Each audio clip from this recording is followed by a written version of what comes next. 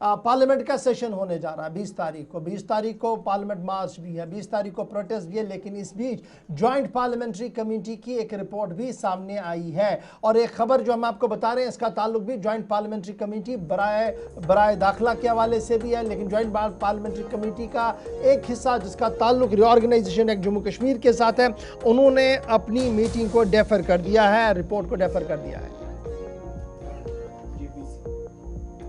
हुआ ये है कि जम्मू कश्मीर रीऑर्गेनाइजेशन बिल जो था उस पर रिपोर्ट दरअसल ज्वाइंट पार्लियामेंट्री कमेटी जो बनाई गई थी उसने सौंपनी थी, लेकिन अब कहा जा रहा है कि इसमें मजीद मुशावरत की ज़रूरत है। सारंगी साहिबा जो भारतीय जनता पार्टी की रुकन ऐवान भी है, मेंबर पार्लियामेंट है लोकसभा के अंदर, अपराजिता सारंगी जो जेपीसी की इस कमेटी को जो जम्मू कश्मीर के ताल्लुक से रीऑर्गेनाइजेशन बिल पर बनाई गई थी, एक तो इस हवाले से जो है वो रिपोर्ट मौखर करने का बुनियादी तौर पर मकसद ये है कि इसमें एक तो हतमी सिफारिश ली जाएगी, मजीद मुशावरत की, मजीद बातचीत की ज़रूरत है। हुकूमत इससे पहले किसी फाइनल नतीजे पर पहुंचे, जेपीसी अपना काम मजीद करेगी। दूसरा, एक तो चीफ मिनिस्टर्स को हटाने वाली वो जो बार बार हम आपको कह रहे हैं कि अमेंडमेंट 130 का जिक्र हो रहा है, इस बार भी उस पर कोई पेशरफ्त हो सकती है। वहां जब रिपोर्ट डिले हो रही है कि उसमें सस्पेंशन होनी चाहिए, मुकम्मल तौर पर किसी लीडर, किसी चीफ मिनिस्टर, यहाँ तक कि प्राइम मिनिस्टर को ओहदे से बरतरफ नहीं किया जा सकता, जो पहली कमेटी ने हुकूमत को लिख कर भी दिया है।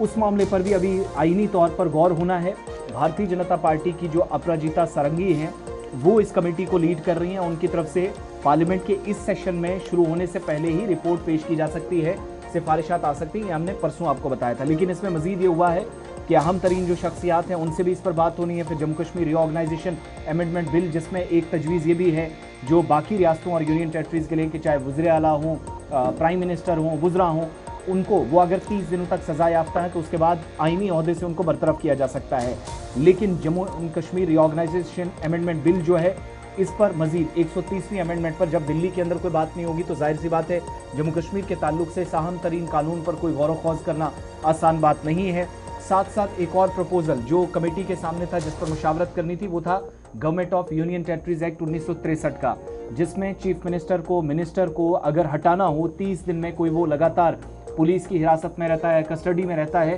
तो उसके तहत बाज़ाब्ता तौर पर कानूनी फ्रेमवर्क तैयार करने का जो मकसद था वो जेपीसी के पास था। तो जेपीसी इब्तदाई रिपोर्ट्स के मुताबिक अब इसमें मजीद काम करेगी।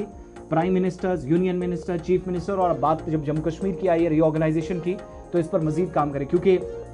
किसी को सजा देना, आईनी ओहदे से हटा देना विद इन जो प्रेस्क्राइब पीरियड है 1 या 2 हफ्ते और 30 दिन, यह आसान बिल्कुल भी नहीं है। फास्ट ट्रैक कोर्ट्स का क्या काम होगा, स्पेशल कोर्ट्स का काम क्या होगा, इसलिए इस पर मजीद मुशावरत की ज़रूरत है। तो मामला कहीं पेचीदा ना बने, इसलिए मजीद गौर खौज करने के बाद हो सकता है कि अगला सेशन जो है, इस पार्लियामेंट सेशन में फिलहाल रिपोर्ट डिले होने का मतलब ये हुआ कि कानून पर कोई पेशरफ्त नहीं होगी, मजीद इस पर बात होगी। हिरासत में अगर चीफ मिनिस्टर को मुअत्तली की तजवीज़ है, उस पर जब बाकी स्टेट्स के लिए कानून बनेगा तो